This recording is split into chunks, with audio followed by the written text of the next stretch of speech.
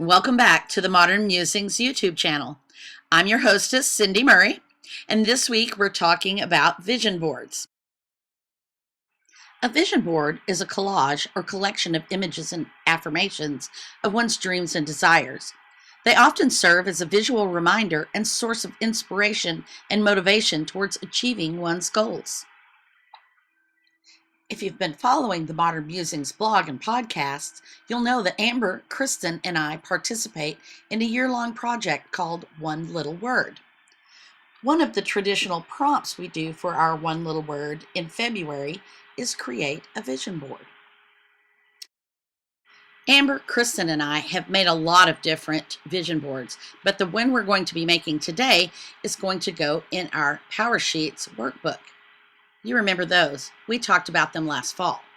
This page right here is meant for a vision board, and so we're going to make one to fit in this spot. Mine is about 6 by 8, and so I am going to make mine on a separate piece of paper.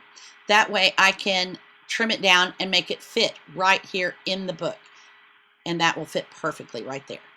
So if you decide to make a vision board with us, you're going to need a few supplies. And I've laid out a few here so you can see. I like using this fingertip X-Acto knife. It's made by Fiskars. You'll probably want a pair of scissors for cutting things out of magazines and such. You can use a lot of different kinds of adhesive. This one is just an ordinary glue stick. See? I also use a tape runner. This one is a Tombow adhesive runner. I've linked some of these products below. This one is my favorite. This is a glue pen from Zig. You can use it two ways. If you let it dry completely before you stick the paper together, it's temporary. But if you stick it together while it's wet, it's permanent. And this one is a glue pen from Nuvo. I like this one a lot because it has a ballpoint tip, so you can control how much glue you have. I also use a black pen in case I need to mark anything. I also use isopropyl alcohol wipes. I get them at Walgreens. They're great for cleaning up glue off of your tools or your hands. It helps eliminate the sticky. And then I also have wet ones. Any kind of wipe will do. These are both really great and useful. I keep them around my craft table all the time. I'm just going to use an ordinary piece of printer paper for this. I'll cut it down to a 6 by 8 so it's the right size, and then I'll glue everything down to it. I also forgot to mention that I like a little ruler. This one is a metal one with a cork back. It's great for tearing paper across it. It's got the nice sharp edge, so you can just rip the paper across it, or you can use it with your X-Acto knife to cut really straight lines. So when I do my One Little Word vision board, I usually do it on a canvas. And it's a really great way to do it because you can get a really big vision board. And this one is a 20 by 30 inch, just regular painter's canvas. And I will do that and then shrink it down by photographing it or something like that. If you want to do this, what you'll want to do is start with an adhesive like this Aleene's Tacky Spray. I spray it down really good and let it get tacky, and that lets me pre-position all of my pieces onto the canvas. And then when I'm ready to finalize my painting, I can put the glue on it and stick everything down that way. And it just helps with making it, positioning things in place and holding them in place until you're ready to make it final. The other thing you're going to need is some magazines. Now don't worry if you don't have magazines. You can always download images online, but I like magazines because they're easy to access and you can find a lot of cool things. So I just thumb through them and find things that I like Let's Go Finding. I can use that probably. So I'll just rip it out and set it aside. I might want this Good Things little thing. So I'll rip that out and put it aside. And I just keep thumbing through anything that jumps out at me, wording, photos, images. Sometimes it's for the specific image, but sometimes it's just for the color or the pattern. It just something that is appealing to me. and I'll just rip out everything I find that I like and make this huge pile. The kind of magazines you use are important too. Kristen's showing some different kinds of magazines that she's found. One year when we were making our vision boards, we couldn't find the right kind of photos in our standard Cosmo and Better Homes and Gardens magazines. So we had to go buy new magazines in order to get the kind of images we were looking for. If you do this, it's really easy to find good magazines. She found these at Barnes and Noble, and they're kind of mindfulness, self-help, self-care type magazines. They also have great financial magazines like Forbes and things like that. And those are good for setting those personal goals. So you'll want to find magazines that have the kind of photos that work for you. And as I said, Kristen goes through and just tears out images that speak to her or that show an image of something she's trying to convey. And you'll wind up tearing out way more than what you need. But that's good because the more images you have, the more selective you can be in putting them all together to make your vision board something that is visually appealing to you and helps remind you of what your goals and visions are. So all of these magazine clippings here are things that I've torn out because they spoke to me or they applied to something I'm trying to convey in my vision board. So I will go through now and pick the images that I want to cut out specifically, and I'll show you kind of some of my process here. So the next step is just to start cutting out the images. And as you can see, I will fussy cut some of the little images out, and some I will just make larger swipes around it and come back and fussy cut it later. I'm going to start cutting this avocado, but then I decide to come back to it later. Some items I just take the words, like this word how. My word for this year is now, so I might cut this word how out to make it into the word now. And then I also have some things like this yes and no. Those are great things to put on my vision board. And there's other things like this map with a pin in it. I might just cut out a big chunk of this, and rather than fussy cut it, I'll just use it as a background for some other items that I might layer over the top of it. This one would have been great for my word last year, which was explore. But it's still something I can use this year. I think I'll probably use this shrimp too. So I'm just going to cut around it to make it easier to get to when I start to do the fussy cutting. I noticed these pills at the top of the page, so I think I'll cut them out too. They might go well with my theme of health and wellness. So I think I will step away and cut all these out, and then I'll come back and show you what I've done with all of them. Whenever I cut out images for a vision board or any other kind of collage project, I usually just cut out everything that looks appealing to me, especially the words. Words are always handy to have on hand for art journaling and things like that.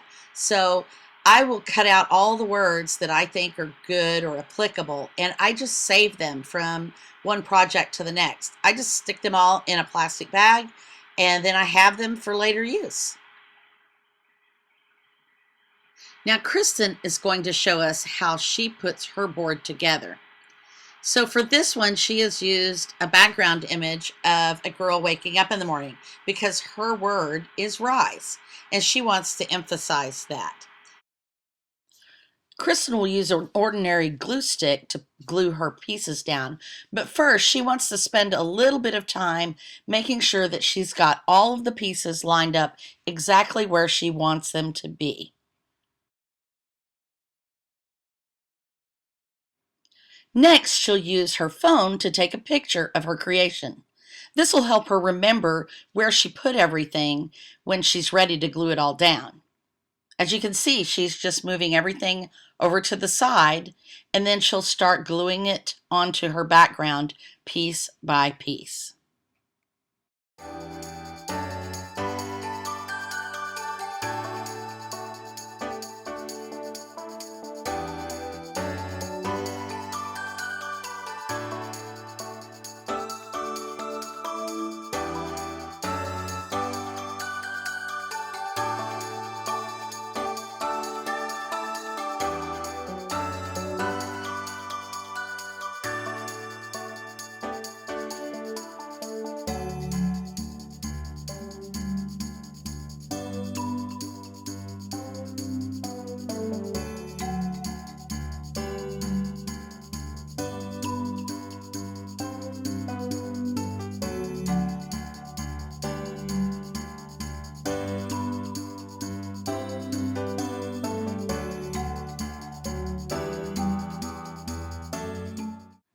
Kristen has been building her creation from the bottom up, but now she's going to start at the top and work her way down.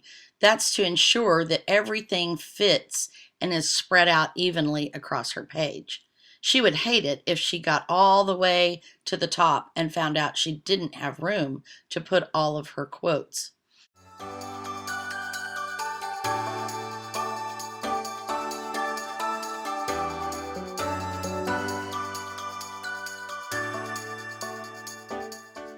As you can see, she's referring back to the picture she took earlier. That helps her remember where she put everything. Here's my finished page. I used themes that went with the goals I set up in my PowerSheets workbook. All of these images represent those goals, and I found words to go with them. After I glued everything down, I trimmed everything that hung over the edge. And here is my finished vision board, which I will glue into my PowerSheets workbook. And here you can see the vision boards that each of us made. There's mine. And Kristen has already glued hers into her workbook. She also added a little hand-drawn banner to illustrate her word of the year. Her word is rise. And here's Amber's. She's getting ready to put hers in her workbook too.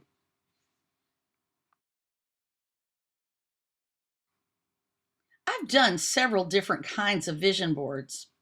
Here's one I made several years ago on a piece of poster board. As you can see, this is a very complex vision board.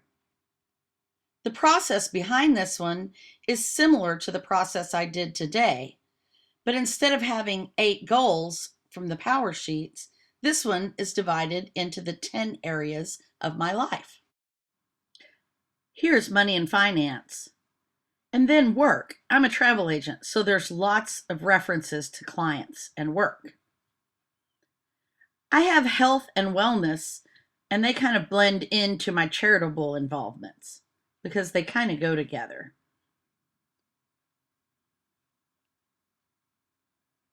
Then I have home organization, travel, and family. And then there's my focal relationship or romance, however you want to call it. I also have spirituality and mental health. So there's an overview of that one.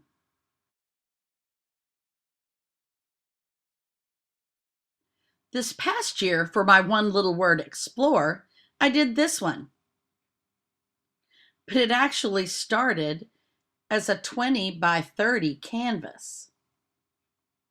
When it was finished, I took a photo of it and put the photo in my one little word journal. See?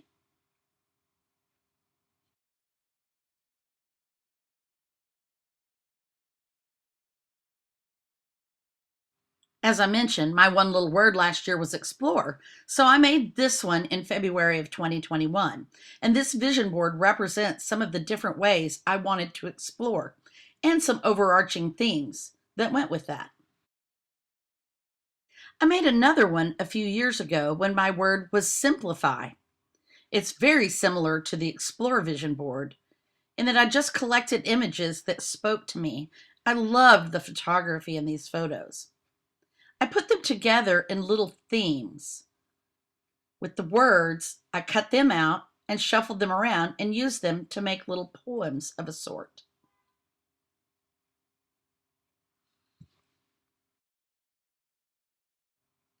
For instance, this one says, tell your story with confidence, show it off, dance with life, shine on, different, stronger, better. And this one says, precious warrior, find support. You can do it yourself, but you don't have to. And then train well, learn more, work less, earn big. Or build a life exploring the world, discover new dreams, have fun. I've also done vision boards right into my book, as I did in this one little word book I did with Allie Edwards. The prompt was to do it in the book, so we built our vision boards over multiple pages. I'm sorry that they're really hard to see because of the glare. In this case, instead of working on one canvas, I sorted the words and images into themes and made a small vision board for each theme. This one says, think it over. What do you love?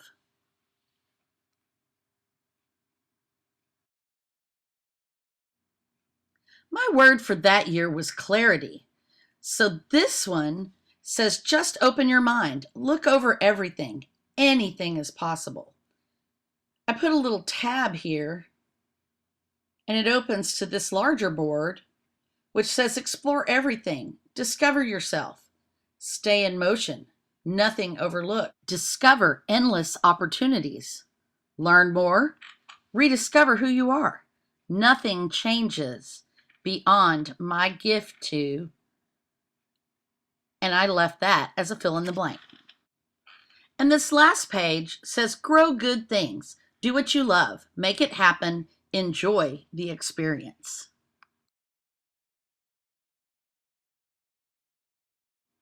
And the reason I'm showing you all these different vision boards is to show you that your vision board can be anything you want it to be. There is no specific format, there is no specific size, and there is no specific way to put them together. Just do what feels right for you. Learn in the process and grow through the process. I also want to remind you to keep your vision board visible. Hang it on your wall. Put it somewhere you will see it every day. You can take a picture and put it in your book, or print it out and put it on your bulletin board, whatever. Make sure it's in a place where it will be a constant reminder of your vision and your goals. That's it for this lesson. I hope you enjoyed our vision board course, and we hope that you have fun making your own vision boards. Bye-bye. Don't forget to visit our website at modernmusings.net, where you'll find our blog and our weekly podcast.